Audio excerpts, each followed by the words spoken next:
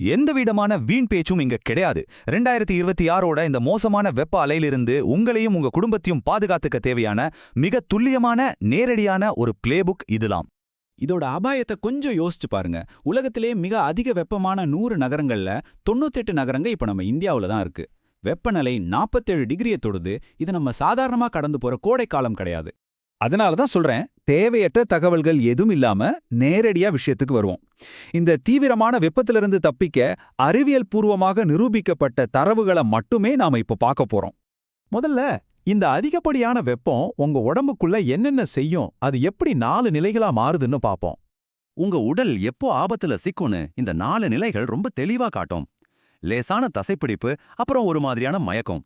இந்த முதல் 2 நிலைகளை நிழல்ல ரெஸ்ட் எடுத்துக்கிட்டு கால்களை கொஞ்சம் உயர்த்தி வைக்கிறதன் மூலமா ஈஸியா சமாளிச்சிடலாம். ஆனா 3வது நிலையான அதிகப்படியான சோர்வு வரும்போது நீங்க ரொம்ப உஷாராகணும். ஆனா இதுதான் உங்களுக்கான ரெட் ஃபிளாக், அதாவது அபாயமணி. ஒருத்தருக்கு வியர்க்கவே இல்லைன்னு, ஆனா சருமம் ரொம்ப சூடாகவும் வறண்டும் இருக்கு, கூடவே என்ன பண்றன்னு தெரியாத ஒரு குழப்பமான மனநிலையில இருக்காங்கன்னா, அதுதான் 4வது நிலையான ஹீட் ஸ்ட்ரோக், அதாவது வெப்பவாதம். கொஞ்சமும் யோசிக்காம உடனே 108க்கு கால் பண்ணுங்க. அவங்க அக்குள் மற்றும் கழுத்துல ஐஸ் வைங்க. முக்கியமா சுயநினைவு இல்லாதவங்களுக்கு கண்டிப்பா தண்ணி கொடுக்கக்கூடாது, அது மூச்சு திணறல உண்டாக்கிடும். இந்த தகவலை ஸ்கிரீன்ஷாட் எடுத்து வச்சுக்கோங்க. இந்த வாரம் இது உங்களுக்கு ரொம்ப தேவைப்படலாம். சரி, அடுத்து ஒவ்வொரு கோடை காலத்திலையும் நம்மளுக்கே தெரியாம நாம பண்ற 5 பெரிய தவறுகள் என்னென்னு பாப்போம். முதல் தப்பு, தாகம் எடுக்கிற வரைக்கும் வெயிட் பண்றது. அப்படி பண்ணாதீங்க. தாகம் எடுக்கிறதுக்கு முன்னாடியே ஒவ்வொரு மணி நேரத்துக்கும் சுமார் 200 மில்லி தண்ணி குடிக்கிறத வழக்கமாக்கிக்கோங்க. 2வது, நண்பகல் 12 மணிலிருந்து 3 மணி வரையிலான அந்த பீக் டைம்ல வெளியே போறத முற்றிலுமாக தவிர்த்துடுங்க. காலையில 10 மணிக்கு முன்னாடி இல்லனா மாலை 5 மணிக்கு அப்புறம் மட்டுமே வெளியே போங்க. எனர்ஜி ட்ரிங்க்ஸ் குடிக்கிறது ரொம்ப பெரிய தப்பு. அது உங்க உடம்புல இருக்கிற நீரை இன்னும் வேகமா வெளியேத்திடும். அதுக்கு பதிலா சயின்டிஃபிக்கா பரிந்துரைக்கப்பட்ட ORS, மோர் இல்லனா எலுமிச்சை ஜூஸ் இதையெல்லாம் அதிகமா எடுத்துக்கோங்க. ஒருவேளை உங்ககிட்ட கடைகள்ல விக்கிற ORS பாக்கெட் இல்லைன்னா கூட பரவாயில்ல, 1 லிட்டர் காய்ச்சி ஆற வச்ச சுத்தமான தண்ணியில 6 டீஸ்பூன் சக்கரை அப்புறம் 1/2 டீஸ்பூன் உப்பு இதை சேர்த்தீங்கன்னா உயிரை காப்பாத்துற ORS உங்க வீட்டிலேயே ரெடி. வயசானவங்களுக்கு தாகம் எடுக்கிற உணர்வு கொஞ்சம் கொஞ்சமா குறைஞ்சிடும். அதனால அவங்க கிட்ட போய் தாகமா இருக்கான்னு கேட்கறத நிறுத்திட்டு ஒவ்வொரு 2 மணி நேரத்துக்கும் நீங்களாவே கொண்டு போய் நீர் ஆகாரம் கொடுங்க. அதே போல பகல் நேரத்துல ஜன்னல்களை திறந்து வச்சுட்டு தூங்குற தப்பையும் பண்ணாதீங்க. காலையில 10 மணிக்குள்ள ஜன்னல்களை சாத்திடுங்க. இந்த எக்ஸ்பிளைனர்லேருந்து நீங்க 3 விஷயங்களை மட்டும் ஞாபகம் வச்சுக்கணும்னா அது இதுவா தான் இருக்கணும். அதாவது அதிகமா பாதிக்கப்படக்கூடிய அந்த 3 தரப்பு மக்களை எப்படி பாதுகாக்கிறது. முதலாவது, வயசானவங்க 2 மணி நேரத்துக்கு ஒரு முறை செக் பண்ணுங்க. வெறும் தண்ணியை கொடுக்காம மோரா கொடுங்க. 2வது, குழந்தைகள். வெயில்ல நிறுத்தி வச்சிருக்க கார்கள்ல குழந்தைகளை ஒருபோதும் விட்டுட்டு போகக்கூடாது. 3வது, வெயில்ல வேலை செய்யற தொழிலாளர்கள். பலருக்கும் தெரியாத ஒரு விஷயம் என்னன்னா, கட்டட தொழிலாளர்கள் சட்டத்தின்படி வெயில்ல வேலை செய்யறவங்களுக்கு நிழல், தண்ணீர் அப்புறம் ஓய்வுக்கான சட்டப்பூர்வ உரிமைகள் கட்டாயமா இருக்கு. பிராக்டிக்கலான சில விஷயங்களை நாம செஞ்சே ஆகணும். டெலிவரி வேலை செய்றவங்க கையில எப்பவும் ORS வச்சுக்கோங்க. ஒவ்வொரு மணி நேரத்துக்கும் நிழலான இடத்துல கொஞ்சம் ரெஸ்ட் எடுங்க. கரண்ட் கட் ஆயிடுச்சுன்னா ஜன்னல்ல ஈரமான பெட்ஷீட்டை கட்டிட்டு கொஞ்சம் குளிர்ச்சியா இருக்கிற தரையில படுத்து தூங்குங்க. வயசானவங்க தண்ணி குடிக்க மறுத்தாங்கன்னா கட்டாயப்படுத்தாம அவங்களுக்கு மோர் இல்லைன்னா லஸ்ஸி கொடுங்க. இப்போ அதிக செலவில்லாம குறிப்பா ஒரு 500 ரூபாய்க்குள்ள நம்ம வீட்டை எப்படி குளிர்ச்சியா வச்சுக்கலாம்னு பார்க்கலாம்.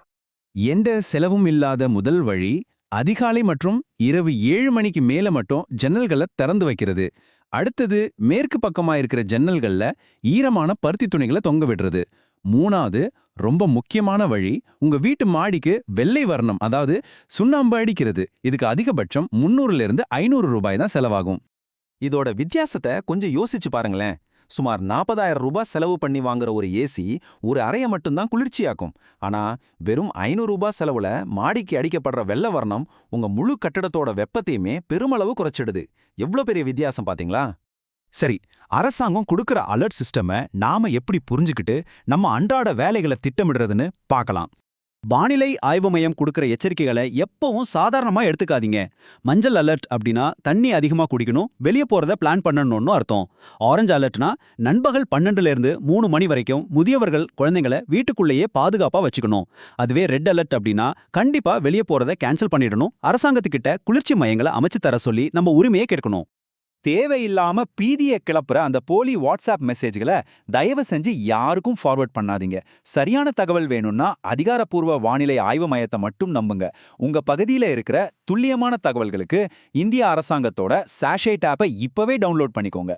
இப்போ ரொம்ப முக்கியமான ஒரு விஷயத்துக்கு வருவோம். இந்த தீவிரமான வெப்பத்தை சமாளிக்க நம்ம அரசாங்கத்துக்கிட்ட இருந்து நம்மளோட உரிமைகளை எப்படி சட்டப்படி கேட்கறது? 2026க்கான டெல்லி அளவுகோல் என்ன தெரியுமா? 11,000க்கும் மேற்பட்ட குளிர் மையங்கள், 330 ஆம்புலன்ஸ்கள், மருத்துவமனைகள்ல 30 சிறப்பு குளிரறைகள். தேசிய வெப்பச் செயல் திட்டத்தின் கீழே இந்த உள்கட்டமைப்புகள் இருக்கணும். கொஞ்சம் யோசிச்சு பாருங்க, உங்க நகரத்துல இந்த அடிப்படை வசதிகள் எல்லாம் இப்போ இருக்கா? அப்படி இல்லைன்னா அமைதியா இருக்காதீங்க. இந்த 3 ஸ்டெப்ஸை ஃபாலோ பண்ணுங்க. முதல் ஸ்டெப், உங்க வார்டு ஆஃபீஸ்க்கு கால் பண்ணி பக்கத்துல இருக்கிற குளிர் மையம் எங்க இருக்குன்னு கேளுங்க. 2வது ஸ்டெப், சமூக வலைத்தளங்கள்ல உங்க கவுன்சிலரை டேக் பண்ணி அரசாங்கத்தோட செயல் திட்டத்தை மேற்கோள் காட்டி வெளிப்படையா கேள்வி கேளுங்க. 3வது ஸ்டெப், தேசிய பேரிடர் மேலாண்மை ஆணையத்தோட 1800-180-1104 அப்படிங்கிற கட்டணமில்லா எண்ணுக்கு கால் பண்ணி புகார் கொடுங்க. இது 24 மணி நேரமும் இலவசமாக செயல்படும். இதுல இன்னொரு ஆச்சரியமான விஷயம் என்னன்னா, அகமதாபாத் மாதிரியான சில இடங்கள்ல வெப்பநிலை ஒரு குறிப்பிட்ட அளவை தாண்டும்போது மகளிர் சுய உதவி குழுக்கள்ல இருக்கிற பெண்களுக்கு எந்த ஒரு விண்ணப்பமும் இல்லாமலே தானாகவே 48 மணி நேரத்துல காப்பீட்டு பணம் வழங்கப்படுது. உங்க ஊராட்சியில இது போல திட்டம் ஏதாச்சும் இருக்கான்னு கண்டிப்பா கேட்டு தெரிஞ்சுக்கோங்க. இந்த எக்ஸ்பிளைனரோட முடிவுக்கு வந்துட்டோம். இந்த இறுதி பட்டியலை இப்பவே ஒரு ஸ்கிரீன்ஷாட் எடுத்து உங்களுக்கு தெரிஞ்சவங்க, உங்க குடும்பத்தில் உள்ளவங்க கிட்ட உடனே ஷேர் பண்ணுங்க. உங்க உடம்பு வறண்டு குழப்பமான நிலை வந்தா உடனே 108க்கு கால் பண்ணுங்க. 1 மணி நேரத்துக்கு ஒரு முறை 200 மில்லி தண்ணீர் குடிக்கணும்.